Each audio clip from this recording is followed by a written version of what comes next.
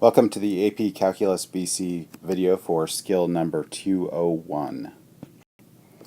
I can translate between the four ways to represent a function and interpret information provided by these four ways, including odd, even, or neither, and domain and range.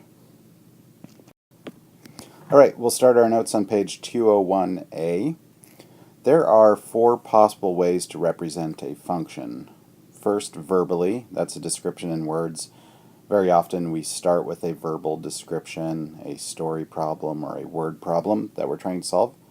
Numerically, which is a table of values, and the AP test is a big fan of presenting functions numerically. Next up is visually. We often see this as a graph, usually with an input of an x or t variable and an output of y or f of x or f of t. And then the final representation is the algebraic representation, which is formulas. And often it's useful to move between these four representations to gain more insight into a function. So this particular skill is going to be looking at the odd-even nature of a function and the domain range of a function, and we're going to talk a little bit about each of these four representations. So, what does it mean to be odd or even? An even function is symmetric across the y-axis. For example, if I had the function the absolute value of x, that is symmetric over the y-axis. Other examples might be the parabola is symmetric about the axes, the y-axis,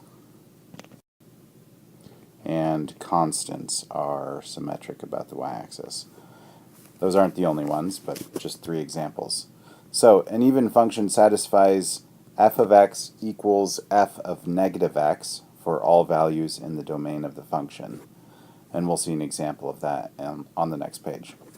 An odd function is symmetric across the origin. So an example of an odd function would be the cubic function, which is symmetric about the origin. And the odd function satisfies f of negative x equals negative f of x.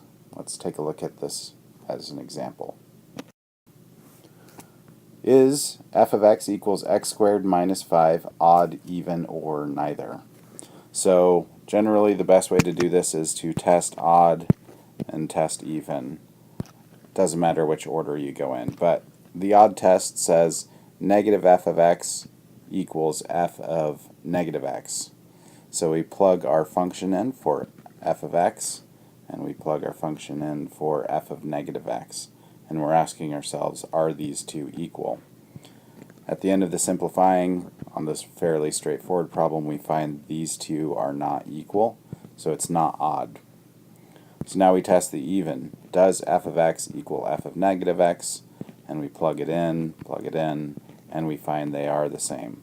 Therefore, the function is even.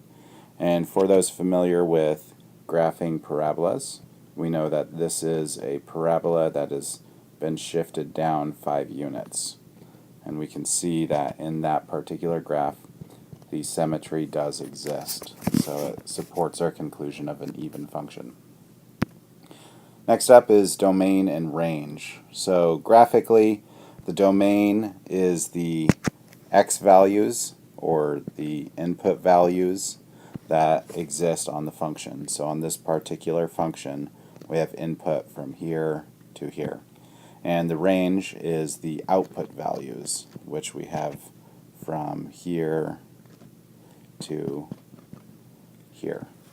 So more precisely, a definition would be domain of a function is the set of input values for which the function is defined, and range is the range of a function is the set of output values created by the domain. Other words for range that you might see are codomain and image.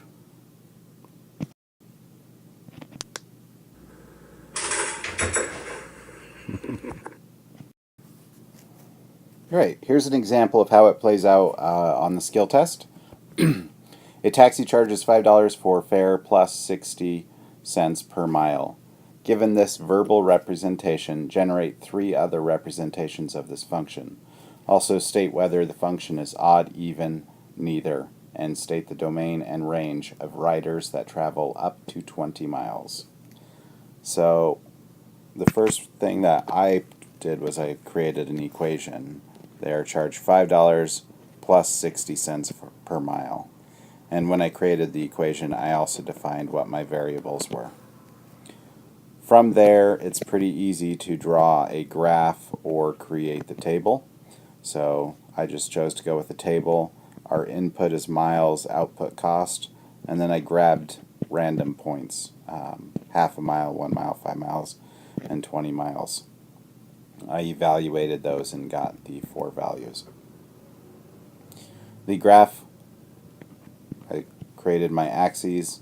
My input was miles driven, and my output was the total cost. And we start at 5 and we slowly work our way up. It could be argued, depending on how the cab company works, that this is another possible graph for the cost. I'll leave it to the viewer to decide why that would work as a possible graph, and an even better challenge would be, can you generate the equation given that this is the way the graph looks? Okay, finally, is the function odd, even, or neither? We see that there is no symmetry in the graph, so we can say the function is neither odd nor even. If we wanted to, we could test it.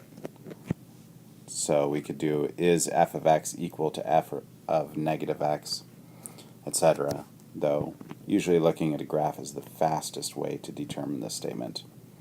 Our domain is the acceptable input values, and so we have from 0 to 20. Technically it could go forever, but the question states up to 20 miles. So we do not include 0 because it's not really possible to travel 0 miles.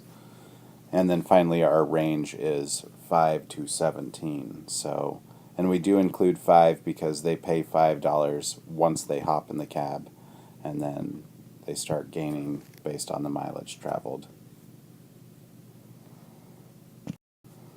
Alright, that concludes the video for skill number 201. I can translate between the 4 ways to represent a function and interpret information provided by these 4 ways.